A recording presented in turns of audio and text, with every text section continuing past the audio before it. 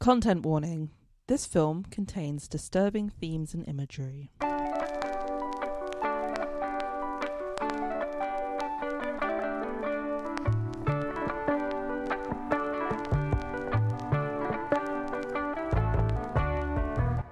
Hello and welcome to Plot Twisters. This is a podcast where we take movies and twist the plot to see if we can make them better. And if not, more murdery. At the moment, we're talking about teen movies from the 80s. On this episode, River's Edge from 1986. I'm Emma, and N-O spells nuh-uh. I'm Anders, and I feel like someone's dipped me in used cooking oil. I feel that. Me, basically, at the end of every day. Ew. Is that just from the heat of the sun making you feel melty? It's just from the kind of detritus of living and the world that I kind of collect emotionally throughout the day. Yeah. You know, I think about all of the social issues and the kind of the pessimistic ennui of my daily existence, and it just builds and builds until I just feel greasy with life. Was the pessimistic ennui of my existence the name of your autobiography? Your number one autobiography idea when you were a teen? It was it's not no, but it is the name of my collection of poetry that I'm that I've written on the underside of my bed. Ooh. Which is like a kind of, it's kind of an art piece, but also kind of an installation, kind of live theatre piece, you know? Yeah. And there's nobody there to see it because my art isn't meant to be perceived. Sure. But it's me lying face down on my bed, surrounded by torn up pages of pulp fiction. And then I'm just going, oh. This is amazing modern art. Why don't you want people to see this piece? Because consumerism is controlling our minds. Totally. So I'm here don't perceive me, don't look at me. Right. I'm here doing this, and it's for nobody but me. Can you imagine if, Michelangelo was the same, and he was like, don't look at David. This isn't for you. This is just for me. I feel like he kind of was in a way. Yeah, that guy. You know what they say about Michelangelo? Dude did not want people to see his art. Because you know how he says that thing about how he's not really a sculptor. He's just, the statue is already there and he's just freeing it from the marble. I gotta say, that's pretty neat. That's a pretty neat, neat thing to say. Can we just say Michelangelo is kind of a legend? I get, no. I don't carve statues. The thing's already there. I just chip away the stuff that isn't Michelangelo's David. Yeah. That's pretty. And I really relate to that because I'm here I don't make art. The art is there and it just uses me as its channel and its vessel. Yeah. And that's why the relationship is between me and the art and it's not for anyone else. And that's why I do so much writing that I never show anyone. Yeah. I did that thing where I'm doing something stupid and silly, but then I actually make it real. That's actually true. It's fine. Most writers don't show most of their writing to people as what you do. Because you wouldn't be a true artist if you weren't filled with the crippling doubt. The doubt that if someone sees it, the angst of it all, don't see me. Bad? Isn't it wild that artists are both simultaneously, don't look at me, but also, please look at me. Please look at me so much with your eyes. Yeah. 100%. It's like when singer-songwriters go up to the mic and they're like, I just wrote this song yesterday and the words are bad and it's probably awful and my guitar's out of tune and everything's terrible, but by the way, please buy my CD and here it is and I'm great. And they play the song and they're like, I don't know, anyway, James Blunt or whatever. Yeah, exactly. Wonderwall is a much neater choice than James Blunt, but hey ho, nobody's perfect. Yeah, and also, my art is my comedy, so please don't laugh at my jokes because they're not for you, they're for me. They're not even for me, they need to be there, Yeah, I do know. My jokes are necessary, but not open for reception. No, your jokes are the scaffolding of your building, but not structurally important to others. Absolutely. You know. Now, listeners, you might be wondering, what have we been smoking? No, I just drank a big old cup. I just had a big old cup of tea. Does that count? I've had a fizzy beverage. Oh my! But what we have been smoking together is a watch of the film River's Edge from 1986. Nice. And I am going to tell you about the film now. And this is the thing that we have decided I'm going to keep doing. So yeah. It felt like the right thing. It feels like the right thing to do. So, River's Edge. I think I would describe this as a nihilistic horror film. It's a very slow-paced, but I think pretty gripping story about a group of teenagers. One of these teenagers kills his girlfriend, or just is it his girlfriend? I think it was his girlfriend. It's his girlfriend.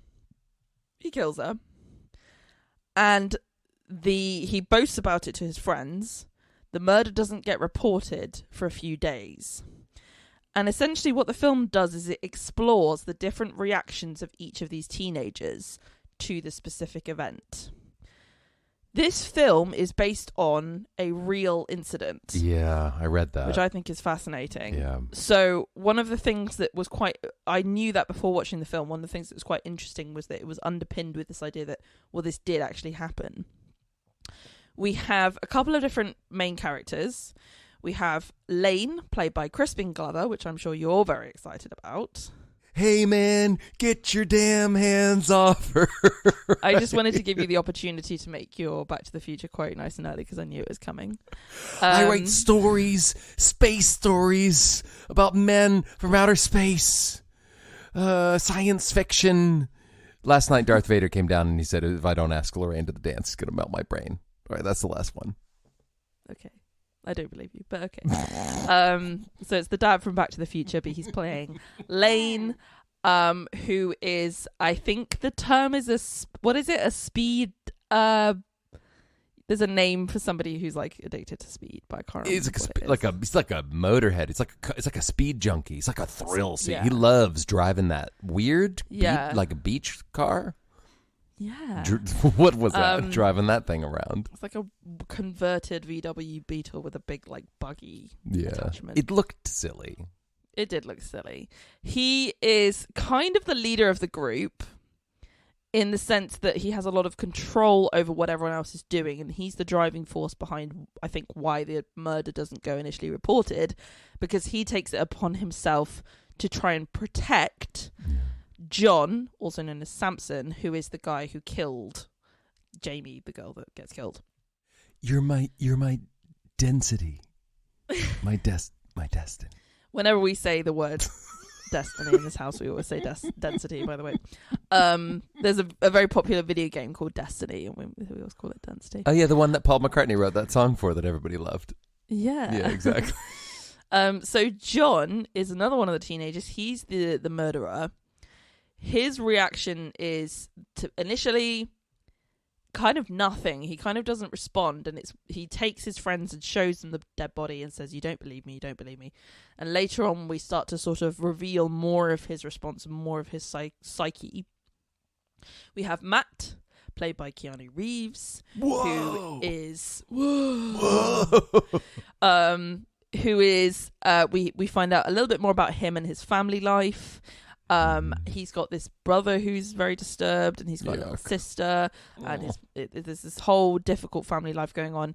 Matt is the one who reports the murder eventually, and we also have Clarissa, who's played by, is it Ione Sky? In your eyes, the light, the heat.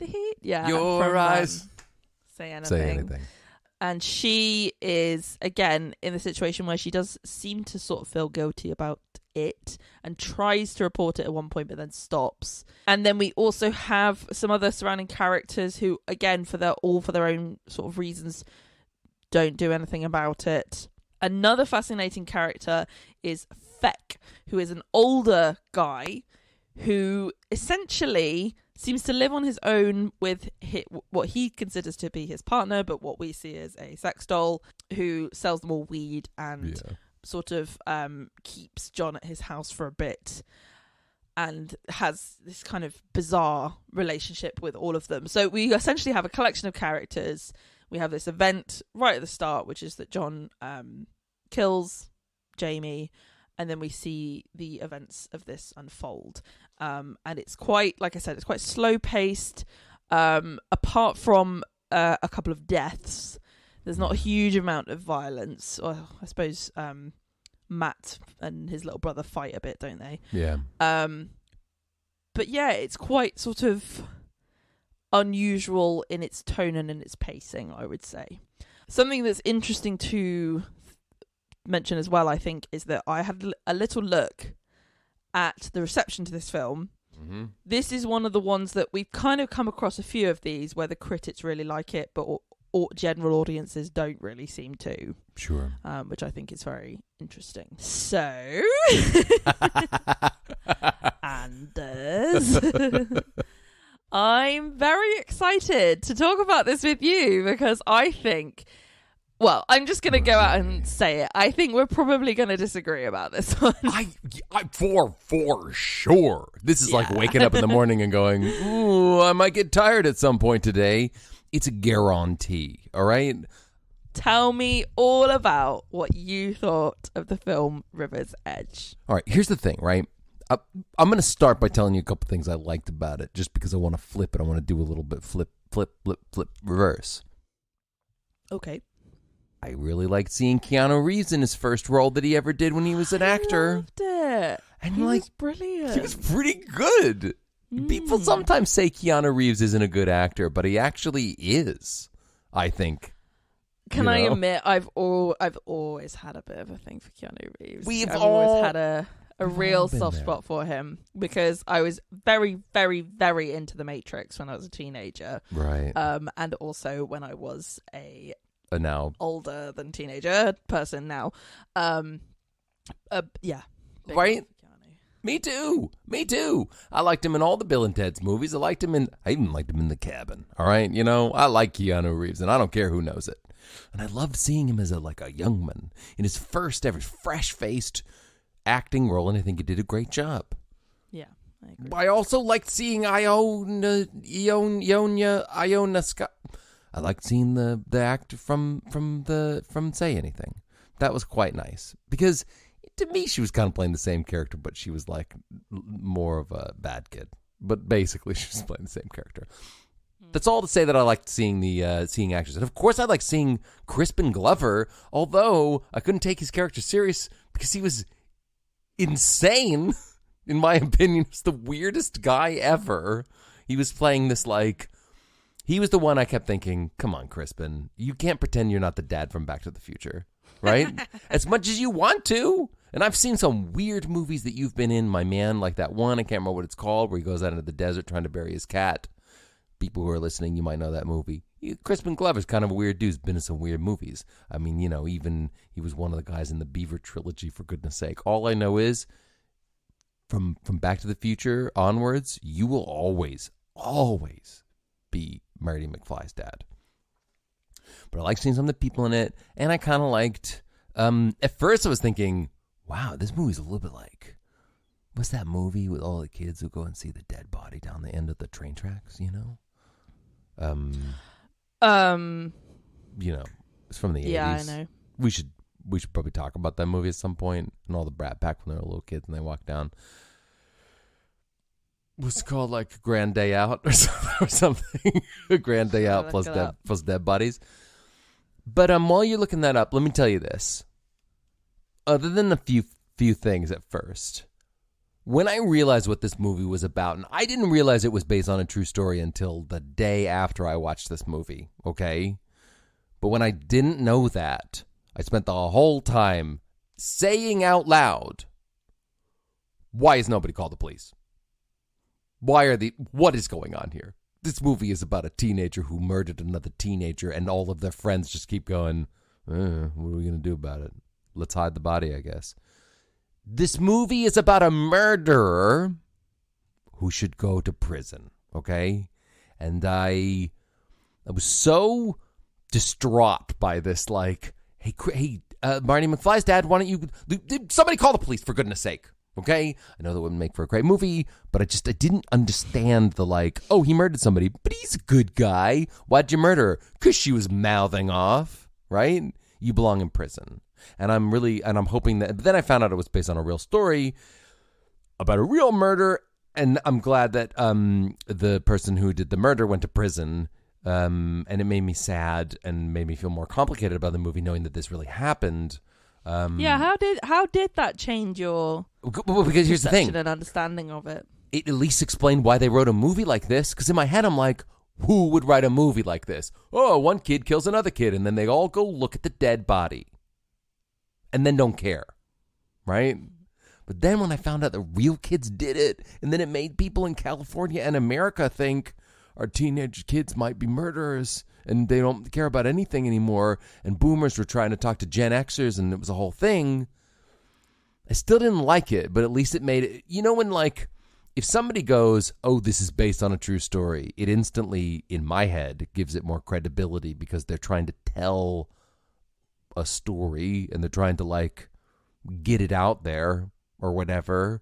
I'm glad it was based on a true story, even though I don't like murder, rather than some writer going, this would be a fun story. Kid kills kid and everybody's cool with it. So you're glad that somebody actually did a murder. I'm glad that the murder happened. I'm really glad that a real person died. No, I'm not glad about the murder. I don't like murder at all, I guess. But I just... I was watching this movie, and I was watching it with my wife, which we often do. We watch the movie together, and we go, let's talk about the things. Well, then I might say it on the podcast. Watch out for a fun quote. Within 5 minutes, my wife did two things. One, she looked over at me, and she rolled her eyes and said, what is this movie?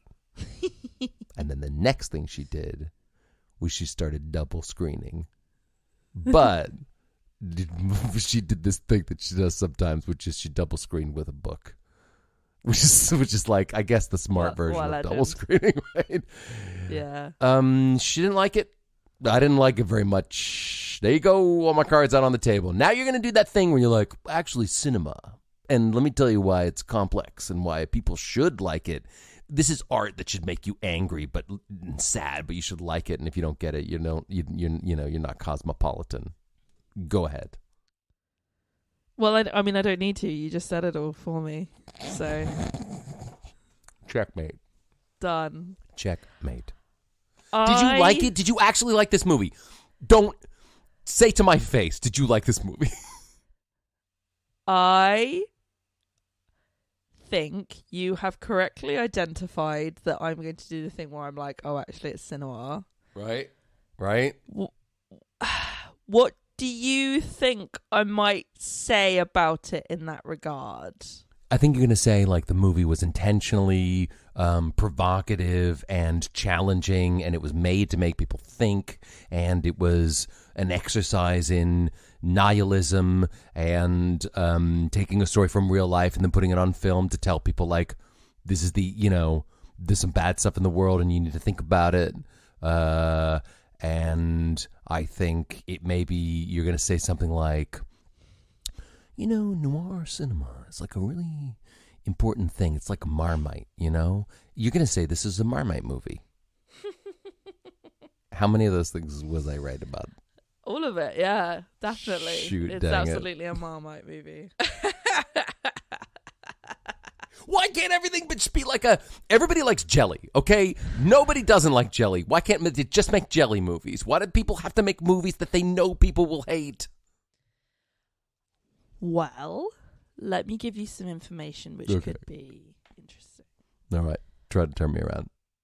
I I'm not going to try and tell you around, because I don't want to, because I don't think you will ever like this film. I knew you wouldn't like it, and I don't think you'll ever like it. And I don't think that people should try to like this film if they didn't. Right. Good. Or try to understand it. And, you know, we come back to this so many times, which is that, like, films are there. It's just a writer, director basically going, look, here's a thing. And then everybody will look at the thing and see something different and take something different from it. And that's the way it's supposed to work. I am very anti mass consumerism of a product being a film or a story that should be enjoyable to everyone. You know, a lot of big budget mass cinema is designed to appeal to as many people as possible. You know, broad appeal cinema. I don't think that's right, because the wider your net is, the less direct it hits. Yep, totally. And I think that this is a film, and again, we've encountered a few of these before, which has a very direct hit. And I think that any attempt to try and broaden that for more people to like, more people to understand, lessens the impact. Yeah. Here's what I thought of the film River's Edge. I thought it was a very, very interesting film. It really challenged me, and I like being challenged when I'm watching a film that I want to engage with, and I'm not just watching it to feel better or to pass the time you know, just like I'm a big late afternoon film watcher. There's nothing better I like than if I have a day off, I just kind of like 4 p.m. stick on a film, make a cup of tea, and, you know, just pass the time. And that's a nice time for me. But this is not that kind of film at all. This is the kind of film, I think, that it presents you with a situation. I don't think it comments upon the situation. I think that's what it does so brilliantly, is it doesn't direct you towards a single point of view on that situation. It presents you with a lot of different ideas, a lot of different perspectives, and it allows you to feel uncomfortable for an extended period of time. And in that discomfort, you really challenge your own perceptions and your own beliefs about what's happening. I think it's, you know, some films are like daydreams. Some of them are fantasies, right? Some of them are things where it's like, oh, wouldn't it be nice if this happened? And wouldn't it be amazing? And, oh, what would I do if this happened? And some of them are nightmares. This film is a nightmare. This film is a terrible situation presented in a way that makes it even worse because of the apathy of these teenagers. And that's what's so chilling about this film. It's the fact that they don't care. And we see them not caring.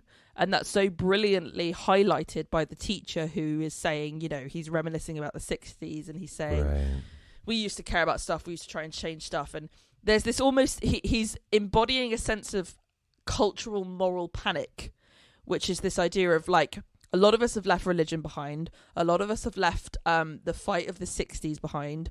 A lot of us have left our smaller societies and our smaller ideas behind. And we're starting to open up into this wider global world. And what are we faced with? We're faced with this nihilism, this sense of there's nothing remaining.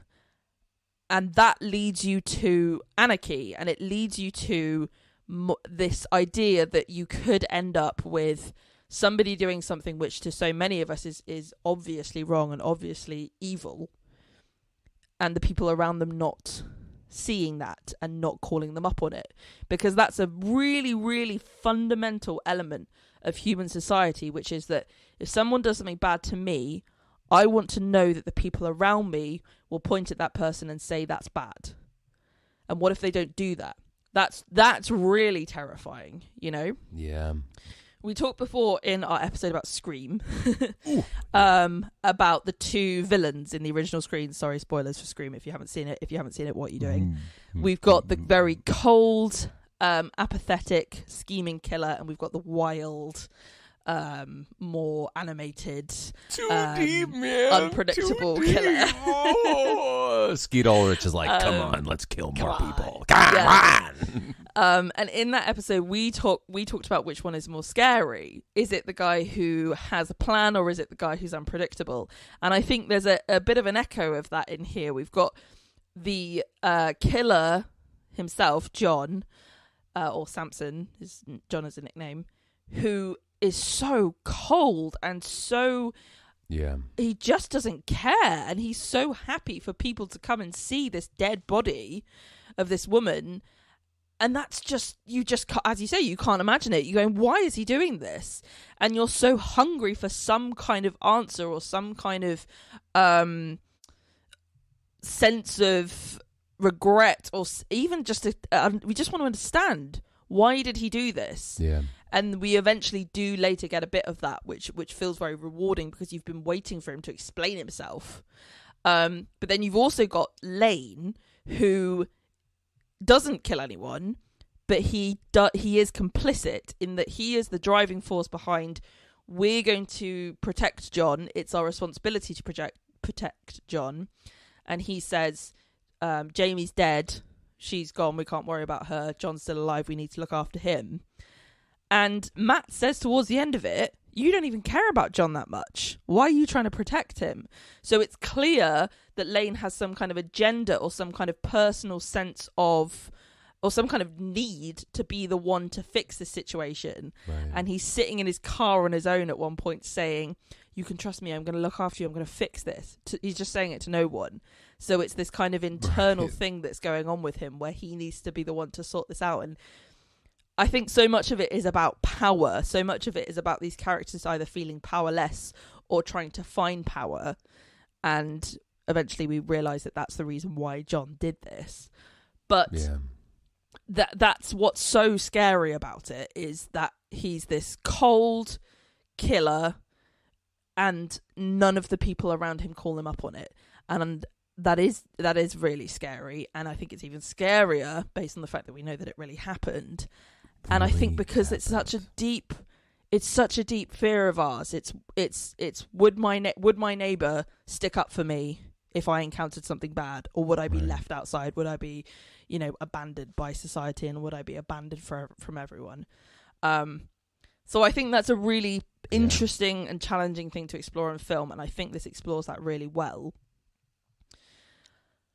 It's not a pleasant watch at all. Nope. But for me, watching this film, it engaged my brain, and that's what I like. Okay.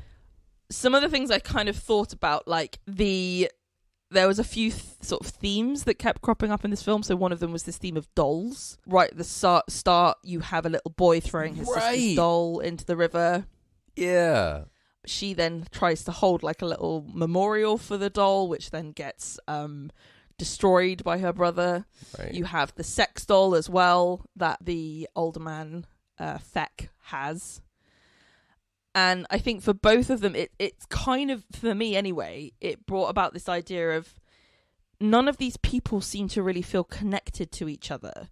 They seem very disconnected. They seem very much like they're just kind of ploughing along without really considering the implications of their actions and their behaviours on those around them. And I thought it was interesting to include dolls, because both of the people in this film who had a doll cared so much more about those dolls than anyone in the film cared about another human. Yeah. And you also have this imagery of this dead body, this woman, and her just lying there flat, and all these people coming and looking at it, which they kept showing. It was very uncomfortable.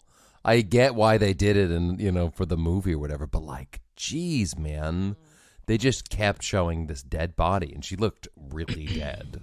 Yeah, and she's just like, it's the way she was shot. There was no kind of sense of personhood to her. It was just a limp object, and she was quite often shot from afar as well. So there was just this sort of cold, pale, flat thing in the middle of a field, and it's just the objectification of that body was so fascinating, particularly when it was then illuminated later on, by this discussion between John, the killer, and Feck, the older man who has the sex doll. Yeah. There's this brilliant scene between the two of them where John's been told to stay inside by Lane. Right. And Feck is basically looking after him or rather supervising him. And they have a discussion because we discover that they've both killed women in the past. Yep. But Feck sees that the difference between the two... From an initial glance, he kind of seems like a bit of he seems like an oddball. He seems like a kind of crazy guy to us, right? He just he has this sex doll. He speaks to himself. He does all of this weird stuff. Yeah.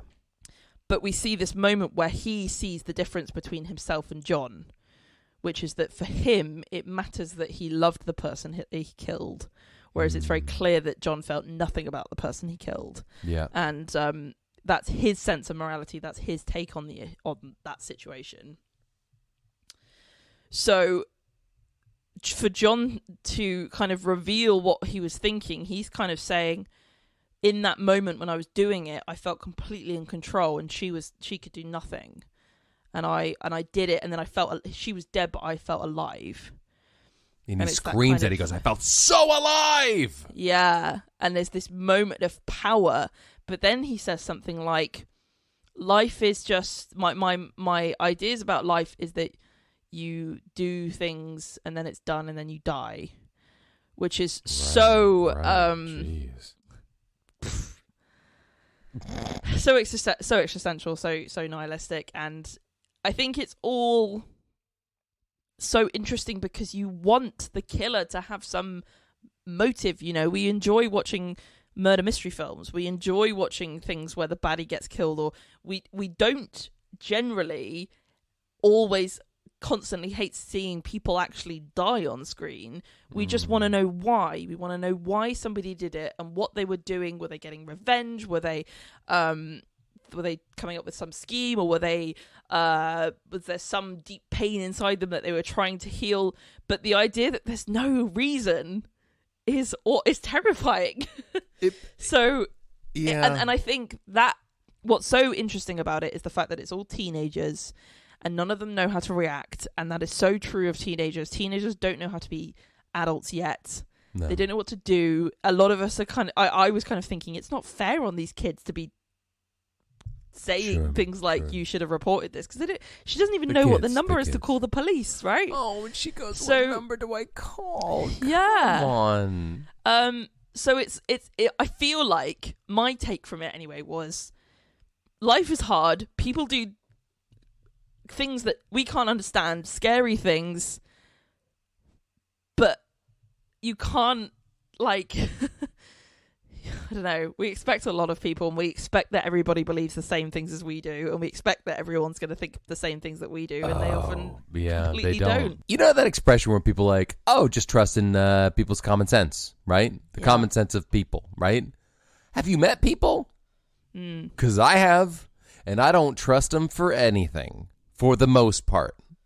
Yep. And that's the thing. This movie, look, like. Okay, first of all, I hear you. I feel it. I get it. It's like, you know that thing where people make challenging art and it's hard to look at, and some people are like, that sucks. And other people are like, no, it's supposed to make you think about the thing that sucks, right? But then you're like, but I don't want to hang that on my wall.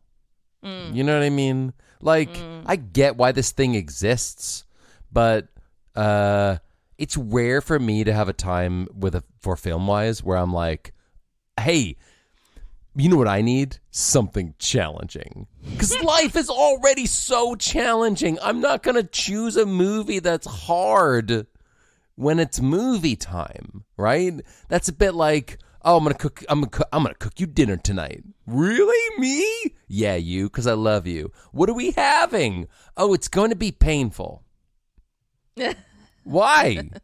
Because it's easy to eat a sandwich. What I'm going to make is going to be difficult. And afterwards, it might help you think about something. No, man, just order a pizza and shut your mouth, okay? That's my 2 cents anyway. I should write a news column or something. It should be called My 2 Cents. Here's a soft talk on the hard issues. That's what it should be called. I think it's so it's so fascinating. I love this.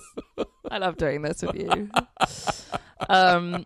Because we don't just have different like thoughts about the films. We have different. We watch films differently. Exactly. Yeah. We do the experience of watching the film in a different way, and I think that's so fun. Because I think. I wonder if what it is that I wonder if I'm more detached from the film when I'm watching it. Because with a film like this, where there's really difficult, horrible stuff happening, I'm almost not thinking about that at all. I don't... Whoa. Like... Gosh, somebody got murdered. How do I say this without and then we like found out that a real person got murdered for real. And someone was like, dang, that would make a good movie. Let's get some teenagers who don't care. Get to them. I wonder if what it is that... So have you ever written a story? I don't want to brag, but when I was in 3rd grade, I wrote like 10 stories. Did you? Yeah, one of them was called The Flying Bike, but I spelled it wrong. The Flying Bic. It was an adventure story about a bike that could fly. Nice. But to answer your question, that could fly. Yeah, exactly. And then I also wrote another one called The Bad Day, and then The Very Bad Day. And it was one of those things where it was like, I walked to work and like I walked to school and it started raining, and then my sandwich got stepped on, and then I got picked last for gym or whatever. To answer your question, no, I've written a story for real, not other than those. Like as an adult. Like as an adult. No, Yeah. no.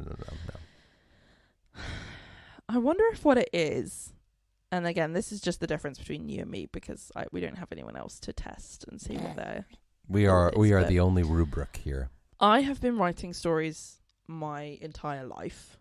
Mm-hmm. The first long story I ever wrote, I'm pretty sure I was like 9 or 10. Was it about a murder? It was a murder, wasn't it? Well, let me tell you what it was. Good.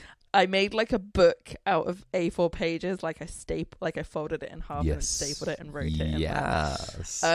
It was called Nell's Dream, and it was about a girl called Nell whose sister vanishes.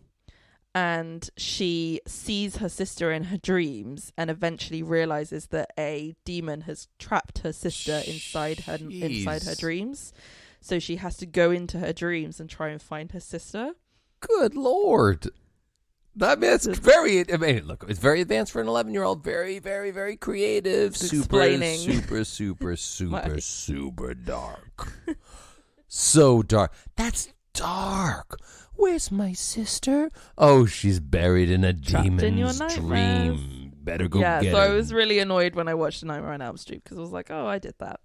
Anyway, and so I've written stories my whole life. I have committed to a few to write them to completion, but I'd say the interesting thing about my journey so far as a writer, which feels really weird and uncomfortable to say, but it's true. Say it. Own it. Is the point where you stop viewing your story as just a thing that you're making up and you're writing down and is nice, and you start viewing it as a construct. You are assembling a story, You are finding the bits of it and you are putting them together, and you switch around the order and you change the pacing and you change the point set when things get more dramatic or less dramatic. Right. So when I was at film school, I had to learn how to really design a story that has that sense that you have to draw your viewer into the story, and you have to pull them along with you. And if at any point it gets too intense or it's not intense enough, they'll get bored or they'll get exhausted or they'll just stop interacting with it. They just won't want to watch it anymore. So you have to hold their attention. And so like what I did with my screenplay was I wrote out all of the scenes and all of the events of the screenplay on Post-it notes, and I stuck them all on the back of the door, and I moved them around.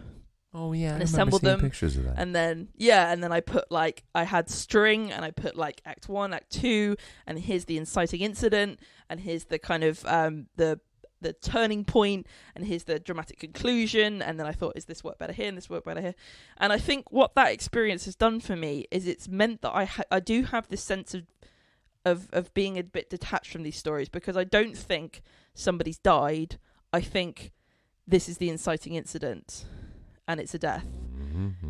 You know, and it makes me feel. It makes me very cold about the emotion of the story. Yeah. But the things that do get me are when there's a theme or a story or a moment that really resonates with me in the sense that I'm like, I see that experience and it hits with something. It strikes a chord with me in terms of an experience that I've had. So it's kind of silly, but a really recent example of this was when I watched Turning Red, and I was absolutely sobbing because I was like, that feels like I relate to that so much. So that gets me. But yeah, just seeing something that in theory is quite shocking, but without feeling pulled into it. It's so wild. So in a movie where something that really resonates with you and you can connect with, it really hits your emotions. But a movie where it's something that is like just a plot point that is murder, it's still interesting to you from a story perspective. For me, if it's something that resonates with me, hot dog, I'm loving it, right? But if it doesn't, then I just don't like it. Like, I just don't. And you know, that's maybe because I've never written a story, or maybe because I am the audience that you really have to, you got to grab my attention a little, and otherwise I will weigh up the benefits, the cost benefit analysis of spending the finite amount of television time that I have invested in your thing that you wrote that sucks, in my opinion. Well, I think we referenced this in a recent episode where we talked about how you often tend to reflect upon the situation and you go, what would I do in this situation, right? Yeah. And so you're almost coming at it from a much more personal perspective in the first place. Sure, maybe. And so if you're coming into it thinking, this is going to be a test for me to think about what would I do in this situation, which I'm sure you maybe did when you saw what the film was about, and then it's, none of these people do anything. You're kind of going, there's nothing for me here. There's nothing for me. There's nothing for me here. I can't do this. So what is this film giving me? What is this for? It's like how when I go jeans shopping, you know, I look for jeans that fit the types of jeans that I like to wear, which if you're asking are, you know, like a 31 waist. I like it long enough that I can roll it up a couple times at the bottom. And, you know, I like a thin? That's not how people describe clothes. Skinny. Thank you very much. Because I'm an old guy, right? So I'm still into skinny jeans. Such a millennial. God, what a millennial. Ooh, when did you graduate? 2000 or 2001? 2001. If I saw like a very spiky red, bright red pair of pants, trousers, if you will, on the rack, right? I wouldn't try them on because I'd be like, that's not my thing. But I know some people might try them on and go, I might not like how these look, but it will turn heads. And it will make people think about fashion, right? Oh, yeah. I don't wear clothes to make people think about fashion. I wear clothes that I think look the way that I want them to look. Do you know what I mean? That's interesting that you've thought that you've used fashion as an indicator there, because I think my approach to fashion is very much that I'm dressing up as different versions of myself all the time. Whoa! Like somebody recently said this to me. I was wearing something really out there, and was it pink? And it was pink, probably. Yeah. And this guy was like, "You really like to play with your style and change your look a lot, don't you?" And I was like, "Oh yeah, I guess I do." Like I'll stick with something for a few weeks and then I'll change and I'll suddenly do a different thing. Wow. Yeah. Because I like to play and I like to try things out and I experiment a lot, and I guess I do that in terms of everything. That's how I keep things interesting for myself. You know? Wow, amazing. So that's why I like different kinds of films with different things happening. That's amazing. Whereas I own pretty much 12 versions of the exact same jacket. Because I like to change it up, but like in a very specific and similar way. You know what I mean? Oh, today I'll wear this blue shacket, and tomorrow I'll wear another blue shacket, and next week I might wear another blue shacket. Yeah. But don't worry, because inside I'm thinking they're all very different and very, very specific. But most people don't really get my specific shade of variations of gray. I think that the interesting thing that people often say to me about my clothes is they kind of, if I get compliments, it's more about how bold it is rather than the actual thing itself. But that's like people saying, "Oh my gosh, this meal is going to be delicious." The smell is so big, right? How was your paella? It smelled incredible. It really hit me in the face. I guess you could look at it that way. I like to think of it more that people admire the fact that I'm doing something bold and crazy. Yeah. And not just being generic. Blue. And they go, "Hey, that's pretty wild." Yeah, but I own a pink cycling jacket, as you may know, Ooh. right? And I love it because it's very bright. So I didn't know that. Yeah, it's bright pink. How do you have a bright pink thing that I don't know about? We've never gone on a bike ride together, I guess. That was an opportunity on our friendship. Yeah. But the thing is, when I wear it, inevitably someone goes, "Didn't see you coming." Jokes, right? Yeah. And it's a bit like, thanks. What you're saying is that color is pink. I need to say that out loud. I was expecting blue and I saw pink. Yeah. But here's the thing. Yeah. If you wear something really ridiculous and really brightly colored, you're always providing somebody else with small talk. And that makes them feel really comfortable. People love small talk. And people like that. Yeah, so, people do like small talk. Yeah. Yeah, that's good. I should really help foster that in other people. I only like big talk and silence. That's my thing. I love big talk. Oh my gosh. Oh my gosh. That's what we really have in common. We have many things that are different, but we both like silence. Silence and the big issue. The big issues. The big issues only. Can I do something weird? Maybe this is weird, but I don't think I've done this before. But you, listeners, if we've been talking about fashion, I post a lot of mine on my Instagram, which is at mstick, so you can follow me. Oh yeah, That'll be fun, and you can see some of my ridiculous choices. Well, this is great. I love this. This has been great. I knew this was going to be good. Yeah, I knew it was going to be good. You knew it from day one. Scene one, murdered body. He's not going to like this, but I'm going to love it. Yep. I also know that in a future episode, you're going to say, "Oh, you like the one where the teenagers killed the woman and didn't care about it," and I'm going to go, "No, that's not what I said," and you're going to go, "Yes, it is. You love it. You love that stuff." And I go, "No. I have so much to say about this film. We could talk about it forever, but we can't because we're doing a podcast. We can't because this is a podcast. It's a finite amount of time. And we need to move away from the philosophical analysis and go into the fun zone. Welcome to the fun zone, where I know you'll feel a little bit happier. Good Lord. Thank goodness. Right, I can't wait. Let's get to that fun zone. Let's go there. Okay, you ready? Hop on the fun scooter. Oh, strapped in. Let's hold it's fun. It's got jets on the back. Rainbow. It's a bubble machine as well, which is always fun. Why don't more things have bubble machines? Because life is meaningless. Or at least that's what this movie taught me.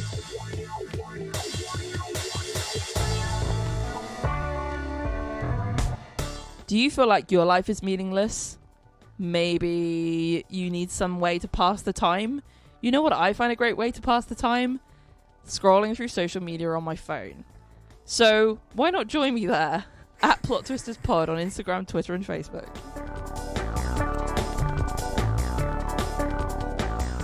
Hey, can we make this movie a little bit less the saddest thing that ever happened? Maybe. Just for me. Do me a favor. Do you want to make it into a film that you would have liked? Can we for a second consider me and my needs in life and make this a movie for me? Just a regular guy who wants to watch a movie after maybe a long day of work. And it's okay. Yes, I want to do that. It's okay if there's murder in it. Just to be clear. I'm fine with it. I've watched Bones before. Okay, I listen to Serial, the podcast. You know, right? Yeah. Adnan Syed. I hope you didn't do it, but you probably did. I understand about murder, but what I want is less of the nihilism and more of the fun. More of the yesilism. Yesilism. So how do we make this movie fun in a movie? How would you change the script to be a movie for me? Okay. I think there's 3 things we can focus on. Okay. So you're saying there's still a murder at Fine, the start. I guess. Or instead of a murder, a picnic. Your choice. Both could be challenging. I think I'm going to go with the murder because here's why. Picnics, the conflict. It's bugs. You can't. Not very comfortable. You can't kind of. Yeah. I mean, unless, make it that interest. Well, hey, you could. okay. No, You here we go. Right. Oh. So the cogs are turning. The Picnic by Emma Hernandez. Page 1. Scene 1. A clearing in a meadow. Birds are tweeting. Could you do the sound effect, please? Tweet. Tweet. Caw. Suddenly things get very stressful for some reason. Tweet, tweet, there's a bird tweet, being strangled. Tweet. Tweet. Okay, there's John and Jamie are sitting having a picnic by the river still, because the film is River's Edge, so there has to be the river still. They are discussing high school, man. High school. And stuff. And maybe sex. Ooh. Because it's edgy, Raunchy. Okay. They're talking about sex in high school. Baby. They're talking about you and let's talk about they, all the good things and the bad things. And are they having a nice conversation or are they having a bad conversation? Who is it? The two, is it Jamie and John? Okay, yeah. They're talking about like how they want to get it. They want to get some. They want to go all the way. They want to go all the way, home run, and they can't because girls don't like them too much. Okay. Ooh. So, do we maybe think that Jamie's not actually that into John? Maybe she's into the teacher. Possibly. And she's with John because she needs to have a boyfriend. Yeah, you have to have a boyfriend. They're young. Oh, right. Sorry. I just remembered that Jamie is the one who was murdered, and she's also, she's a she. Okay, got it. Yeah, I'm with you. She loves the teacher. Fine. I thought you were talking about Crispin. I thought you were talking about Crispin Glover and Keanu Reeves sitting by a river talking about their feelings and sex. You did not pay a huge amount of attention to the names of the people in this movie. Nah. Both of them wrong. Yep. They're sitting on the blanket. They're discussing. And then how does Jamie die? So I'm thinking, okay. So like, it'd be really easy to say it was an accident. And I don't like that. But maybe it's one of those things where they were like, play acting, and she goes, "Oh, you're so angry at me. You'd probably strangle me." And he goes, "No, yeah, like this." Yeah, and then actually does. Doesn't that happen in a film? I think that happens in a film. Anyway. Also, I thought about Jawbreaker because that's kind of similar. Totally, a bunch of people, but they didn't want. They felt kind of bad about the murder, but more bad about getting found out. And I know what you did last summer. It happens. Oh my god! Hide the body. Movies. Normally in these movies, if you accidentally or on purpose kill somebody, hide the body. Yeah. Right? Not bring all your friends down to the river to poke at it with a stick. Okay, so he accidentally kills her. Now, I think we're just talking about what it is that you need to feel better about the film. Definitely, it was an accident. It's an accident. Is one. Yeah. The murderer needs to have some comeuppance. As a, intelligent, skilled screenwriter, can tell you that comeuppance doesn't just need to be legal and justice-based. Yeah. It can also be moral-based. Exactly. But he needs some kind of comeuppance. I would also say that we probably need a hero, so we need somebody who's going to do the right thing. Sure. And maybe the struggle that they face isn't whether or not I should do the right thing. It's either it's very difficult for me to do the right thing, or the consequences of doing the right thing are so bad that I would, temporarily try and figure out another way for things to happen. For example, if Matt was like, I really want to dob John in, however, he told me it was an accident and he is having a really bad time and his dog died and I feel really sorry for him and I know he didn't mean it. Well, so okay, you don't need a picnic, although I liked that. The scene I made it work because I'm good at compromise. So you're good at exactly. And yes, and so maybe just here's what happens. He accidentally murders his girlfriend, or he comes to his friends and he goes, "Guys, I accidentally murdered my girlfriend." Right? I'm freaking out. I accidentally murdered my girlfriend. What if actually he didn't accidentally murder her, but he did it super on purpose to feel powerful? But he says that he did it on purpose. You know what I mean? He did it accidentally. What if he says he goes and owns up immediately and doesn't say it was an accident, but they then later find out it was an accident? Yeah. But then double bluff it wasn't. It wasn't. And he did mean to do it. Yeah. And the whole thing is like, is he a murderer or is he a good guy? Or it was an accident. Exactly. Yeah, And they try to cover up for him, and they're trying to defend him, and the cops come in, and they're all like, "Where's this body we keep hearing about?" And then it's a whole thing. Where's this body we keep hearing about? Hi everybody. Hey officer, I'm Officer Danko, and I'm here to find that body everybody's been talking about. I hear there's a body down by the river. Is that for sure? And they find it, and then they're like, "It was an accident. It was an accident. It was an accident." And maybe there's can we have a high-speed chase? I like those. Oh yeah. Yeah. Okay. Good. Yeah, at some point, I'd like a high-speed chase, or a high-speed chase, and then it becomes low speed, and then they hide for a while, and they have a hideout, and in the hideout, there's like a heart-to-heart, and that's where he slips that he actually didn't do it by accident because he loved to feel the pain. He goes, yeah, it was a total accident. Oh my God, it's so messed up. It's a total accident. And it made me feel really alive and great. I mean, terrible. Murdering was bad. It's not murder. I'm accidental. What do they call murder that's not murder? It was an accident. Manslaughter. Yeah. Sexist. Yeah, exactly.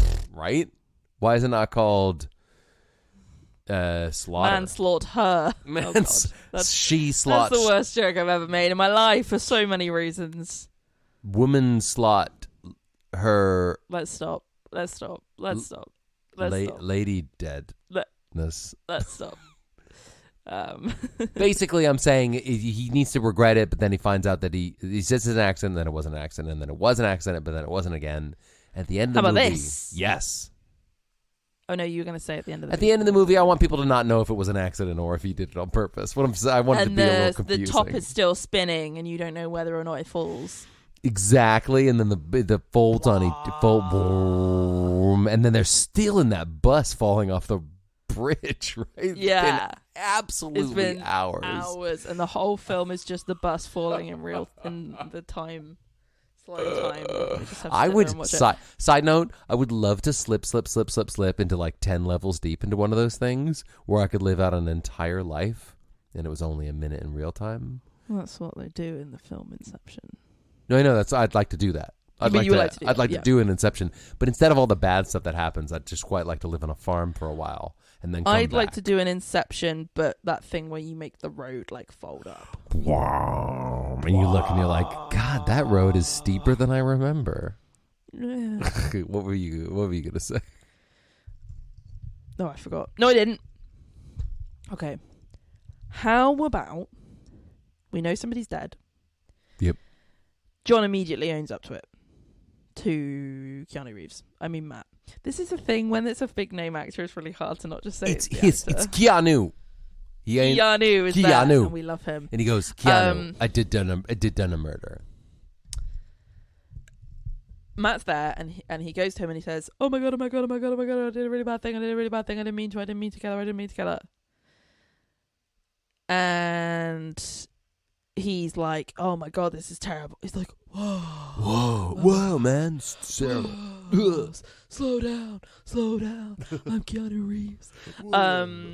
And then he does that thing when it's like, it does bullet time, like, whoa. He goes, back. You did what? And then you does did what? And then he does bullet time. Please do that in the movie. Please. Yeah. Dude, I'm freaking out. I killed someone. What? And he's flailing his arms around in slow motion and 360. And he goes, no, but for real. Seriously, though. And I then really did murder somebody. It just cuts to the other guy, and Keanu Reeves is there, like, on wires, like, flailing. And he's like, dude, can you not do that right now? I'm trying to have a serious discussion with you. Serious question. Can we really do a flailing arms 360 camera, like, can we do that joke now in 2022? Is that still, is it back? Can we do it now? Sure. Why not? A Matrix it's a great throwback. It's very funny. Yeah, there was a new Matrix movie last year. We could still reference that as current. Cool. So great. That's in the movie. So that happens, and then what happens? And then what? Why am I struggling to remember what I was saying? It's because of all the silly jokes. Like when you said there's a high-speed chase, I was going to be like, what if there was a high-speed cheese? And then I was like, don't say that. No. That's nothing. No. That's nothing. That is nothing. That's nothing. But what if it's a high-speed cheese cheese-shaped bus? It's a bus made out of cheese. I'm talking about speed. Speed. I'm talking about speed. By the way, Keanu Reeves. And also the other guy. And the other guy. Two of the guys in this movie were also in Speed. Let me say the thing I was going to say, because then it's out of the way and then we've done it. We don't have to worry about it anymore. We can go on talking about cheese buses. Okay, fine. I was going to say, John says it was me, I did it, but then it turns out it was actually Lane and he was covering for him, but we only find that at the end. Oh, that's fun. Yeah, that's fun. Yeah. All right, do that. But also in the middle, there's a speed-related... Cheese bus. And the thing is, can I just pitch this? The bus is made of cheese. All right? Just deal with it, everybody. It is. What kind of cheese? The kind with the holes in. So, like, those are the windows. Edam? It's an Edam. It's an Edam bus, right? And the holes are just it's perfectly placed at the window. It's very nice. It's very, and the wheels are Baby Bells, but like giant Baby Bells. You know what I mean? Other than that, it's a very fully functional city bus. That smells... And that smells terrible. Terrible. It smells terrible. And all the seats are made of string cheese, and the driver is a big old piece of Port Salut, right? And he's got like a Baby Bell face. Exactly. The headlights are made out of like a stinky brie, like a stinky, very melty brie. And the bus rolls along on... the bun, like bread roads. Cheese wheels. Cheese wheels, yeah, Baby Bells. So you have a wheel of cheese, yeah, exactly. don't you? And all the roads have to be made out of like pita bread. Otherwise, they don't... You know that thing where it's like, why don't they make the roads out of rubber and the wheels out of tarmac, you know? In this world, it's cheese wheels and the bread and the roads. Wait. What are you talking about? Why did they make the roads out of rubber and the wheels out of tarmac? Right? Is that a thing? Yeah, it's a thing. A lot of people say... You know, the roads are hard and the wheels are soft. Why don't they flip it? Why not make hard wheels and make the hard wheels on a soft road? Because then you get out the bus and you just go boing. Yeah, that's the whole point. That's why people want it. Because people want to live in a world of whimsy, but instead they would live in a world of hard rock and you know, tarmac, and everything's terrible. But you could bounce your way to work one day and feel alive and laughing. There's no downside of having bread roads and a cheese bus, other than the smell and the impracticality of the maintenance.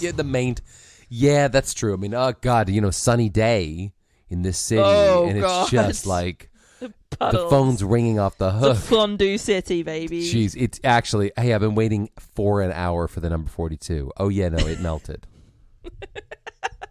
Sorry, you're standing in it. You're standing in it. Where is it? It's look down. Oh no! What am I standing in? Oh no! I can't get to work. But luckily, I do have a lovely piece of sourdough in my bag. So I'm just going to bend over and I'm just going to dip it right in that lovely melty cheese. They're sitting there eating this delicious melty cheese, and then Keanu shows up and goes, "What about the murder?" Whoa! I heard there was a murder today. He slips in the cheese in bullet time. If he slips and then does bullet time because he slipped.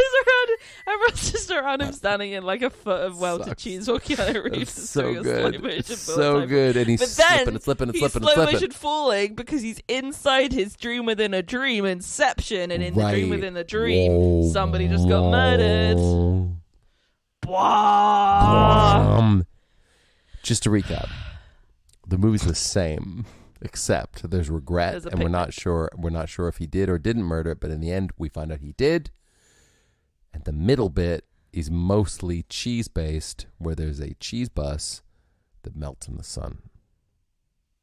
Edam. And that's the movie River's Edge. I think the cheese bus does a really good, interesting job of highlighting the cultural sense of panic that was around in the 80s. Yep. When we moved on from the kind of activism of the 60s and things were starting to settle into a new kind of cultural era, and the 90s were approaching. Thatcher and Reagan and you know, that whole thing. Feeling like the American dream is dying, because the American dream is kind of like a melting cheese bus. It is. In that you sit in it and then you're not going anywhere. American cheese dream. Yeah. I also would have accepted American double cream. Now, American Double Cream is a really interesting movie that I think not a lot of people know about because, you know, people are really obsessed with Marvel superheroes these days. And what we don't think about is we don't think about those niche movies. Should we end this episode? No, I mean, yes, most definitely. But also... no, because I could go all night with these dairy-related mishaps and adventures. But for the sake of society and also general ratings of our podcast, let's maybe just decide that the cheese bust just like it had to crash into into a cracker factory, and there was cheese everywhere. And then, let's say that. And then that's what happened. But you and I both know it's because everybody isn't ready for the cheese bus. Nobody's ready for the cheese bus. Nobody's ready for the cheese bus. Yeah. Anders! Yes. Hello. Hi. Hi. How are you? I'm all right, thanks. I'm all right. Great. I would love to know. This is really the duality of my existence. It's like we're talking about how this is an existentialist nightmare and a cultural comedy straight to cheese bus. On a scale of 1 to 5... cans of beer, because that's all they had in this film, and joints. Yeah. How many cans would you rate this movie? 1. Hated it. What about you? 3. That's so much higher than that movie deserves, in my opinion. Okay. Well. No, but on the other hand, if I came around to your house and you had put up a painting that you loved that also was challenging to the eye, and you said, "This is my new painting, what do you think?" I'd look at it and I'd go, I get why, you know what? I get why you got it. And I love that you have it. And inside I'd be thinking, I have to leave immediately because this painting is flippin' whack. That's one way of looking at it. The other way of looking at it is that I'm going to say I gave the movie Mannequin a 5, so I'm not to be trusted. I forgot about that. Yeah, that movie was fun though. Well, I hope this has been an interesting episode and that you've enjoyed it. And I'm sorry. And most of all, thank you for listening to this episode of Plot Twisters. Please leave us a review, a 5-star review on Apple Podcasts if you have the time. We will see you next time. Bye. We will see you. Come back, please. I'm sorry. Honk, I'm honk. sorry about the cheese bus. That's the sound of the cheese bus. Freewheeling out of here. Whee! We shouldn't be allowed to do this.